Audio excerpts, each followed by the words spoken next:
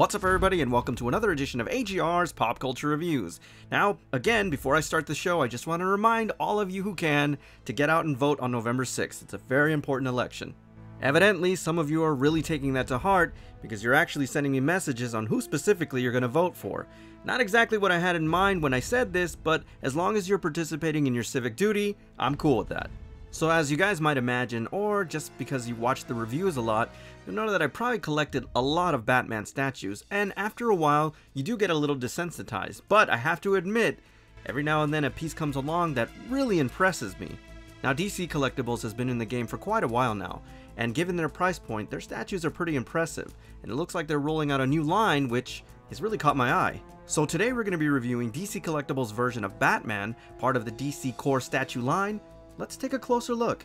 Now, I'm always going to have certain Batman suits that have a special place in my heart, and one of them is definitely the New 52 design. And I have to say, the minute that I took this out of the box, I instantly fell in love with it. It just screams Diamondism. Second only to the heavy metal Batman piece, this is easily one of the most aggressive Batman statues I've ever reviewed on the show. It is absolutely magnificent. I love the head sculpt here. It is very menacing. I love the fact that he's kind of grinding his teeth as he's about to throw the Batarang. The cowl is awesome. I absolutely love the chin area and the beard stubble. Now, there have been several Batman statues in the fashion of the New 52 costume, but what makes this one very unique is that it's highly stylized. If you'll notice, the armor, especially in the midsection, is all jagged edges and it looks so awesome. It's almost like a concept that never was, that they finally actually made into a statue. The bat symbol in particular is awesome. It's got that nice border with the yellow, and I especially love the gauntlets, and of course we have that nice little accessory in the Batarang. This is really cool. Again, continuing that trend of being very unique, you can't argue with the stance of this figure. It always gives you a sense of forward motion and this really unique 3-dimension. One of the things that I really like about it, and it stands out as a focal point, is the bat utility belt. It just looks fantastic and really pops. Everything here, guys, is just dynamic, and I really love the way they sculpted it. It's also worth noting that the statue itself, in terms of the costume, is incredibly detailed. There are a lot of textures at play. I especially like the areas that are meshed out. It looks really cool, and the color palette, particularly with the cape, is very eye-catching, and I'm glad that they went with that nice shade of purple to offset and really bring out the grays in this piece. And again, it really catches your eye. One of the most remarkable things about this piece is definitely in the overall engineering.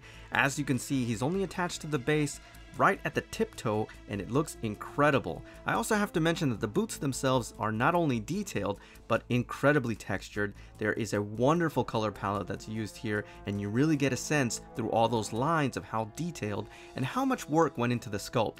It's a lot of planning that went into this piece in order to make it look the way it does, and it's overall remarkable. Now, you'll have to forgive me for being a little bit hyperbolic here, but if you do not mirror this piece, you simply don't deserve to own it.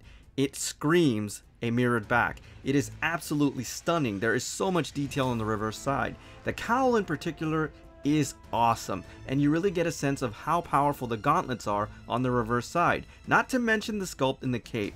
It has a wonderful flowy feel to it. Even though it is sculpted and it isn't fabric, it just looks really nice, and it's very cool, guys. Definitely mirror this one.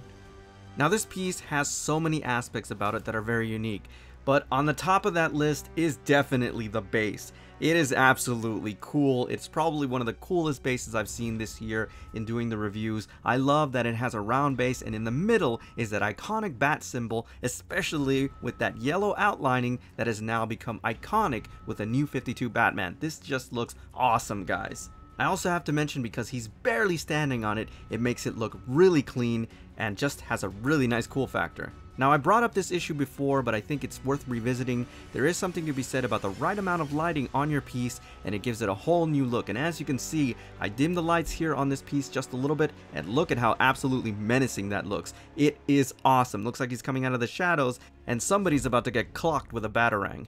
There is so much to love about this piece, and believe me, I see a lot of Batman statues, but given its price point, how detailed it is, how unique it is, I have to give this my holy grail seal of approval. If you are a Batman fan, you definitely have to have this in your collection. Now before I go, I just want to thank the folks over at Big Bad Toy Store for sending this wonderful piece over for review, and if you're interested in this and other collectibles, please visit www.bigbadtoystore.com. Alright everybody, so that's my official review on DC Collectibles' version of Batman, part of the DC Core statue line. As always, I thank you for tuning in, and I'll see you on the next AGR's Pop Culture Reviews. I also want to see you guys standing on a line at the ballot box on November 6th. Remember to vote.